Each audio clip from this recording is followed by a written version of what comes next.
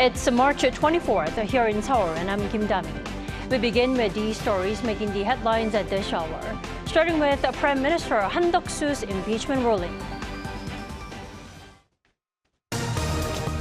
The Constitutional Court is about to render a verdict on Prime Minister Han Duck-soo this morning.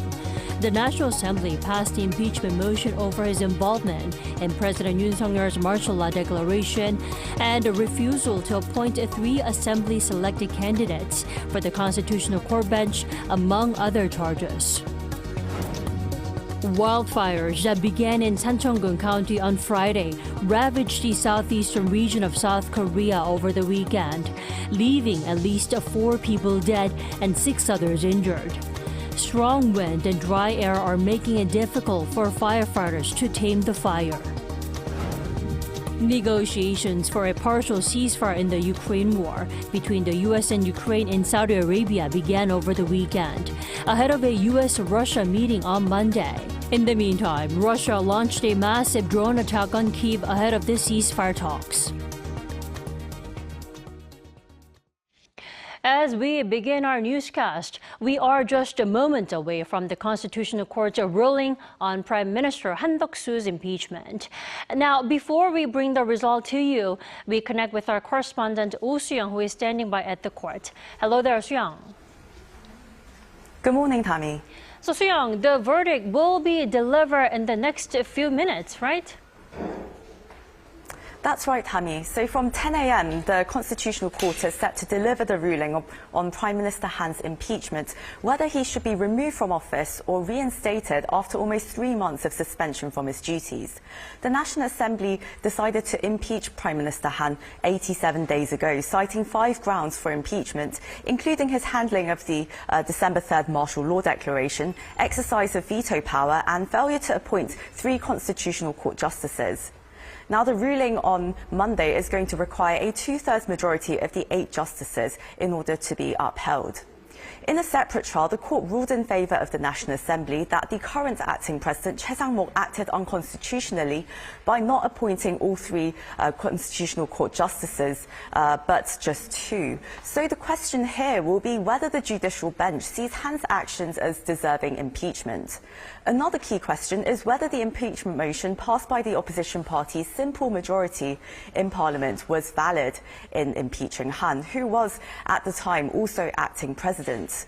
Critics argue that a 2/3 majority needed for the Assembly to remove a president should have applied. If Han is removed as of Monday, it would be the first time that a South Korean Prime Minister and acting president has been ousted through impeachment. If the case is dismissed, Han will immediately return to his duties, including the role of acting president. In the meantime, tension is very high both inside and outside the court, as pundits reckon this ruling could be a preview of President Yoon Suk-yeol's impeachment verdict as well. Security has been tightened around the court today with extra metal barriers installed as crowds are expected to rally. Okay, so you will update us as soon as you hear the outcome at the court. Of course. Great. Before we hear the verdict, let's turn to some other stories in the meantime. So last weekend, wildfires across South Korea killed 4 workers, including firefighters, and caused the evacuation of more than 1,000 people. Our Choi Soo-hyung reports. Houses completely burned down with collapsed roofs and blackened walls. In Sancheong-gun County, Gyeongsang-namdo Province, the whole of Waegong village was covered in smoke over the weekend, and 6 houses were destroyed.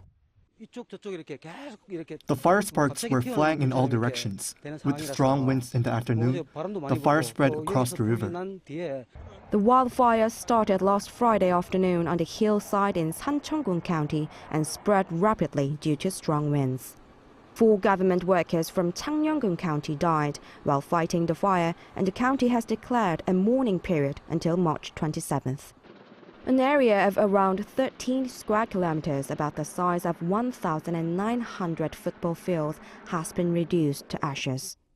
The fire spread to the nearby Hadong-gun County, burning a ginkgo tree which was over 900 years old and a national heritage. As of Sunday, 65% of the fire had been contained. Large wildfires also broke out in other parts of the country, including Uiseong-gun County in Gyeongsangbuk-do Province and Ulju-gun in Ulsan over the weekend.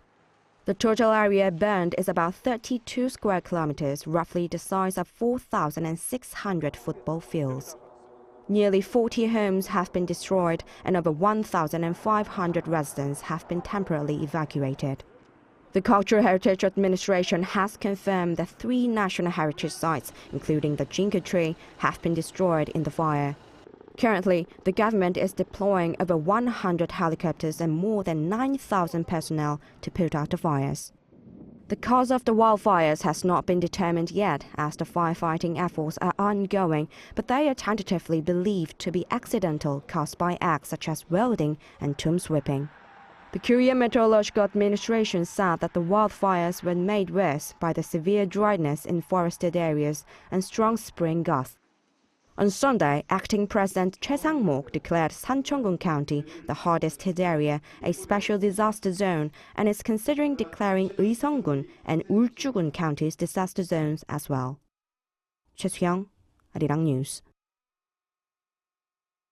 Also, over the weekend, top diplomats of South Korea, Japan, and China held talks on a wide range of matters, including diplomatic, security, and economic issues. In particular, the 3 sides agreed to work towards denuclearization on the Korean Peninsula. Our Peunji reports. South Korea's Foreign Minister Cho Tae-yeol sat down for talks with his Japanese and Chinese counterparts in Tokyo as the 3 countries seek to boost cooperation for regional peace amid geopolitical uncertainties. This is the first time that they've met since November 2023. In a press conference following the meeting that took place in Tokyo on Saturday, Cho said that they've agreed that it's in the 3 countries' common interest to maintain security on the Korean Peninsula. He also added that they addressed the issue of illegal cooperation between Pyongyang and Moscow. I stress that illegal military cooperation between Russia and North Korea must come to an end immediately, and that the North should not be rewarded for its wrongdoings in the course of ending the war in Ukraine. Japanese Foreign Minister Takeshi Iwaya noted that the world is at a turning point in history and showed concerns about evolving threats from North Korea. Regarding the current international situation, I expressed my concerns about North Korea's nuclear and missile development, cryptocurrency thefts, and cooperation with Russia as regional threats. Chinese Foreign Minister Wang Yi described the current situation on the Korean Peninsula as complex and sensitive, while adding that all parties must meet each other halfway and show goodwill. On economic issues, he said the 3 countries are looking to push forward with regional economic integration, including the resumption of a free trade agreement. The 3 parties are maintaining communication on restarting the negotiations on the free trade agreement and strive to resume them as soon as possible. The 3 officials also agreed to speed up efforts to hold a summit between their leaders as soon as possible at a mutually convenient date. Peunji, Arirang News. Justin, we've just heard that the Constitutional Court has decided to dismiss Prime Minister Han Duck-soo's impeachment. Let's connect right away to our correspondent there. Soo-young, fill us in on the verdict. Han will be returning to office, is that correct? That's right, Tammy. Prime Minister Han Duck-soo will return to his duties today as the Constitutional Court has just dismissed his impeachment case. The 8-member bench decided to rule against the National Assembly's motion last December to remove Han from office, thereby ending Prime Minister Han's almost 3-month suspension from his duties, and as well as acting presidency, that is. The Assembly had initially set out 5 grounds for impeaching Prime Minister Han, which included abetting President Yoon Suk-yeol's December 3rd martial law, vetoing controversial bills pushed through by the opposition, and most of all, refusing to appoint 3 Constitutional Court justices recommended by the National Assembly. Now, as the charges were highly political and the motion vote was pushed through by the opposition party's simple majority in the Assembly, critics have argued that the 2/3 majority threshold for a president should have instead applied. And, well, the justices are now about to explain their judgment in detail on each of the 5 charges, as well as presenting their various differences in opinion, if there were any. And it's worth noting that out of the 13 impeachment cases recently pushed through by the National Assembly, the court has ruled on 8 of them and has dismissed all of them. So, Soo-young, just to be clear, after 3 months, Han will return to his office over in Gwanghwamun straight away. That's right, Tammy. So the Prime Minister's office has reportedly been preparing for the scenario in which the Prime Minister does, he is reinstated back to his duties. And they've reportedly been laying out some schedules for him in the meantime. It seems that he's expected to return right away to the Gwanghwamun government complex, and there he's likely to be briefed by the Deputy Prime Minister Choi Sang-mok, who's been filling in for him as the acting president during his suspension. Now, Han may also convene with other cabinet members as well as the National Security Council to address urgent matters, particularly in regards to trade and diplomacy. His office has been coordinating a meeting with the U.S. Ambassador to South Korea, Joseph Yun, as well. And also, observers expect Han to deliver a speech to the nation, emphasizing his commitment to stabilizing governance. Well, I do have to point out now this verdict was delivered before President Yoon Suk-yeol's impeachment ruling, the date of which is still unknown, right? That's right, Tammy. The Constitutional Court still hasn't revealed the day that it's going to deliver its ruling on President Yoon Suk-yeol's impeachment case. And well, so far it's taking more than 2 weeks than expected. And it's impossible really at this point to know at which stage the justices are at in their deliberation process, and also where their positions are, whether they're united or divided in their opinions. And well, most pundits do expect a ruling by this Thursday or Friday at the very earliest, and of course there's some talk of ruling in early April. We simply don't know right now. But in the meantime, the observers say that the ruling on Prime Minister Han's case could provide an early indication of how the Constitutional Court is reviewing President Yoon's impeachment, especially when it comes to the legality of his martial law declaration. Some legal experts believe that because the court dismissed Han's impeachment, it might signal a similar outcome for President Yoon's case. However, others caution that the presidential case carries far more political weight, and the justices may not necessarily apply the same legal reasoning in the 2 cases. For now, Han's return to office marks a critical turning point, but as President Yoon's fate still remains undecided, well, it seems that the nation's political uncertainty is far from being over. Indeed. Soo-young, we'll have to continue to follow this story with you throughout the day. Thank you for the report. So the court's ruling to restore Han's position is the first judicial decision of a higher-ranking official to be ruled in relation to the martial law order. Will today's verdict be a bellwether for President Yoon's political fate? We turn to legal expert Jung Hwang. Good morning. Good morning. So as we are speaking, the court is still drawing out the final statements for the ruling to bring Han back to the office. Now, was this a surprise ruling to you?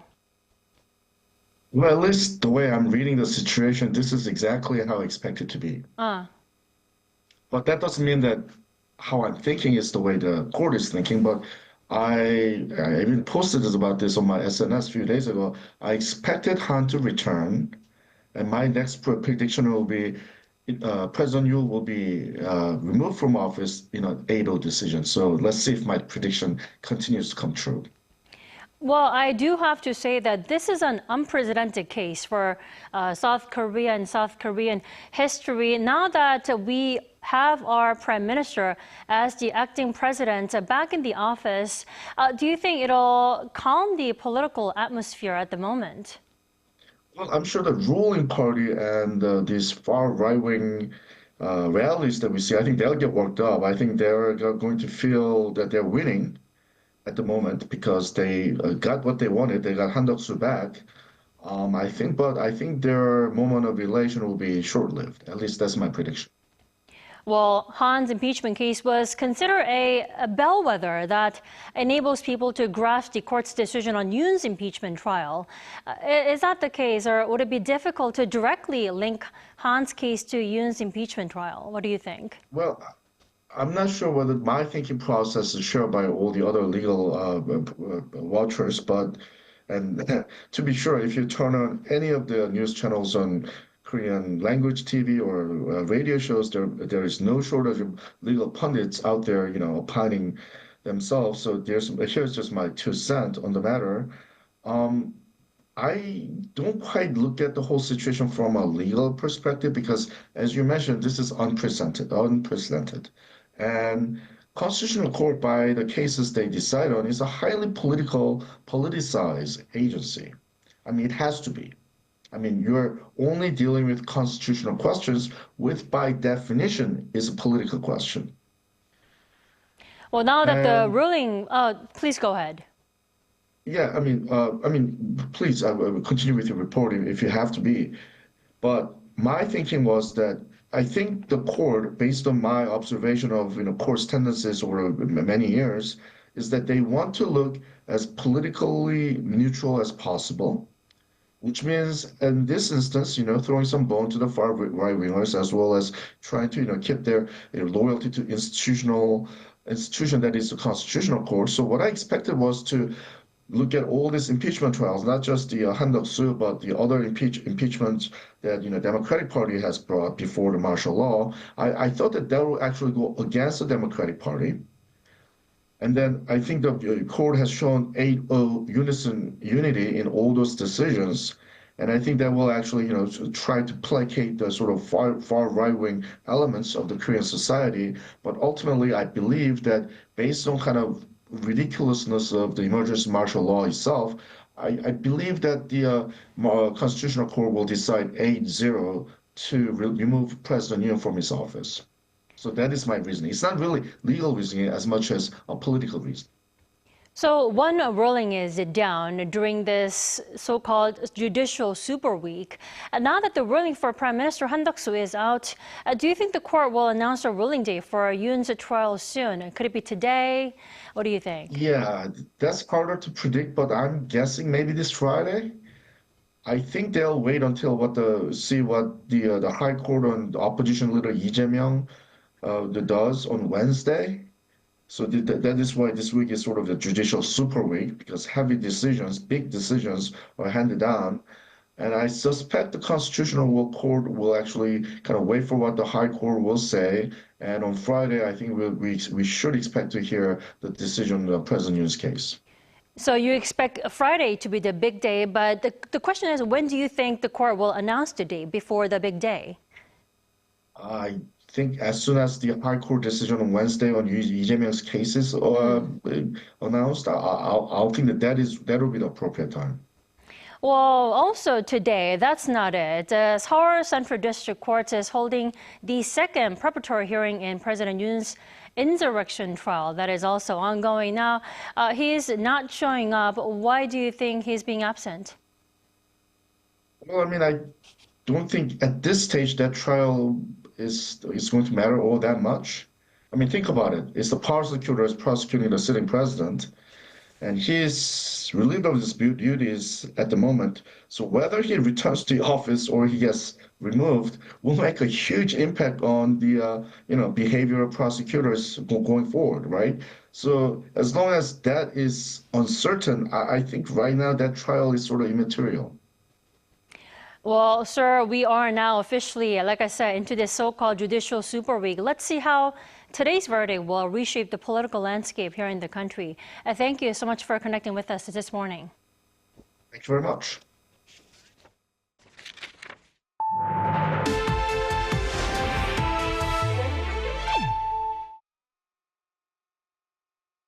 Over in Saudi Arabia, Ukrainian officials held talks with the U.S. technical team on Sunday, a day before Washington holds separate talks with delegates from Kyiv and Moscow. Lee Seung-ja has more.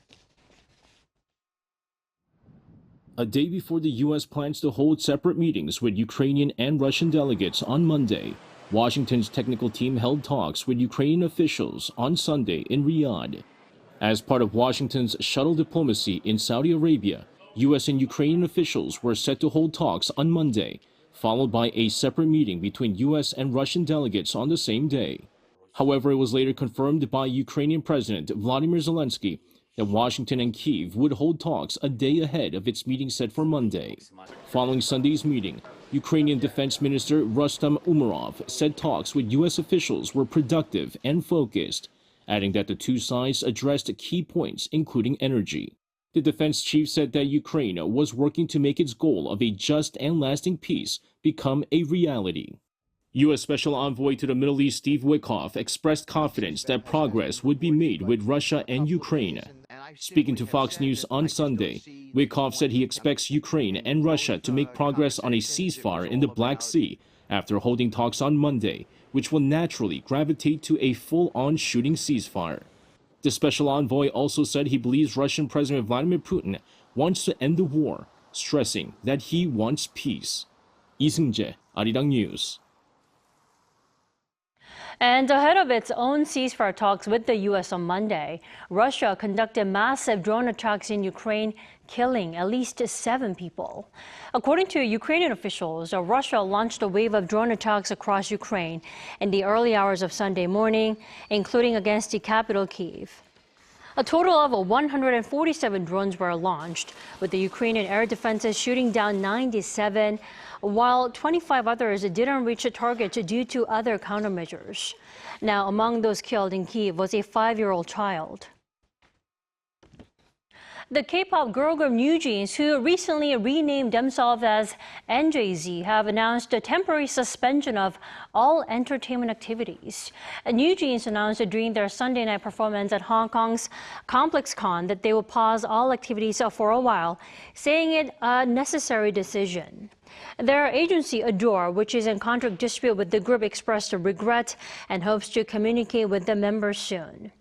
Back on Friday, Seoul Central District Court accepted an injunction request filed by Adore and blocked the group from acting independently.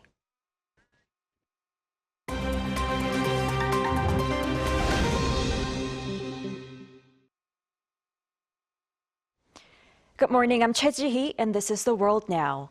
Israel has expanded its military operations in the Gaza Strip, targeting key locations and issuing evacuation orders in the southern city of Rafah.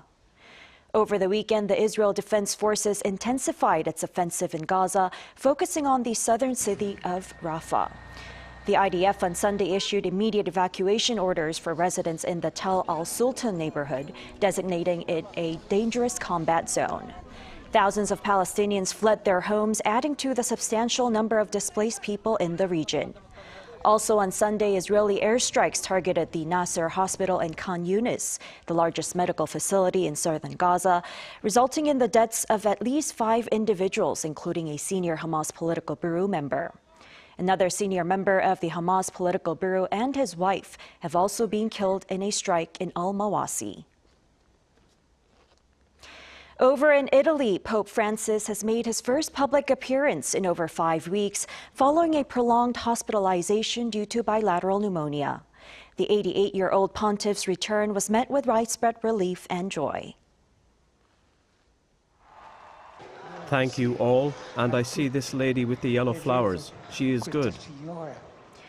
On Sunday, Pope Francis emerged from Rome's Gemelli Hospital, where he had been receiving treatment since mid-February. Appearing in a wheelchair, he greeted some 3,000 people outside the hospital. Expressing his gratitude, the Pope said thank you to everyone. While the Pope faced significant health challenges, including acute respiratory crises and early-stage kidney failure during his hospitalization, he remained conscious and continued his papal duties. Upon discharge, Pope Francis stopped at the Basilica of St. Mary Major to offer prayers before returning to the Vatican. Canadian Prime Minister Mark Carney called a snap federal election on Sunday for April 28th, aiming to secure a mandate to confront tariff threats from the United States. The announcement comes just 9 days after Carney took office, following the resignation of Justin Trudeau. The urgency stems from U.S. President Donald Trump's recent imposition of tariffs on Canadian exports and suggestions of annexing Canada as a 51st U.S. state. Carney condemned these actions, labeling the trade war the most significant crisis of our lifetimes and asserting we will not let that happen.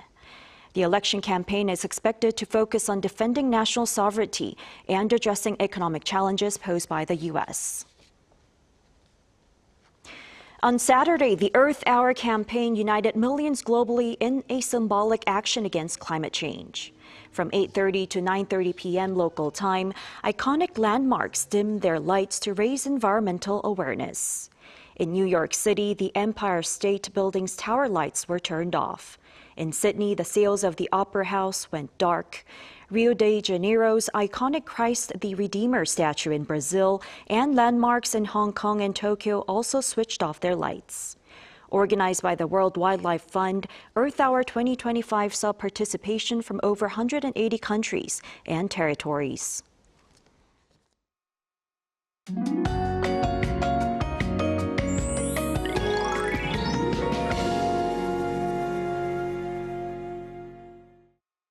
Wildfires are breaking out across the country as severe dry and windy conditions continue. Today looks like another day with an extreme risk of fire. A dry weather advisory is in place across the eastern regions. In particular, Daegu and the eastern coastal areas of Gyeongsang-Bukdo are under a dry weather warning.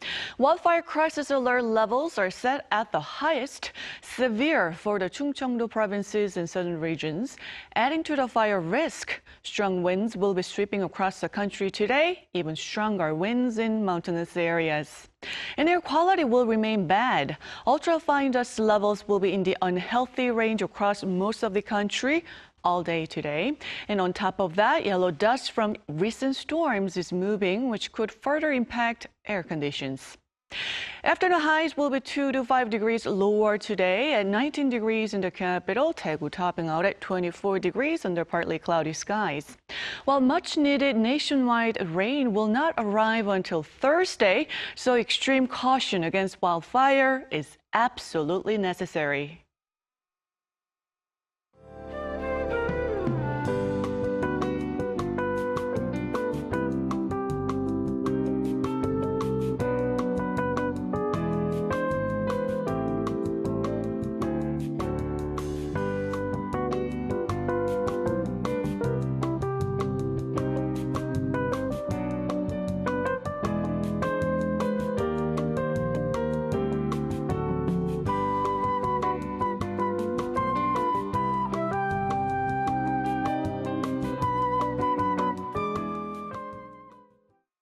That is all we have for this morning. Arirang News will be back at 5 p.m. Korea time. Thanks for watching.